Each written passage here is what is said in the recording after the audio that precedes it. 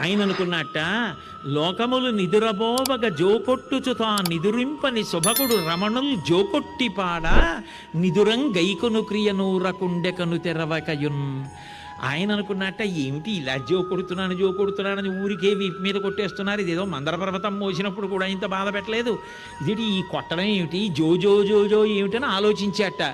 ఓహో, వీళ్ళకు అలవాటైంది, రాత్రి అయ్యేటప్పటికి పడుకుంటారు, వీళ్ళందరినీ జో నే కొట్టి నిద్రపుచ్చుతా, నేను నిద్రపోను, నేను నిద్రపోతే లోకాలని చూసేవాడెవడు, వీళ్ళు నేను ఈ లోకంలో పుట్టినందుకు నన్ను పడుకోమని జో కొట్టేస్తున్నారు, పడుకుంటే తప్ప వీళ్ళు వీపు మీద కొట్టడం ఆపరు, పడుకున్నానని ఎప్పుడు నమ్ముతారంటే కళ్ళు మూసేస్తే ఊరుకుంటారని, నిద్రపోయిన వాళ్ళ కళ్ళు మూసుకు పడుకుంటే అమ్మయ్య యశోదా నీ కొడుకు పడుకున్నాడని జాగ్రత్తగా పడుకోబెట్టేశారు.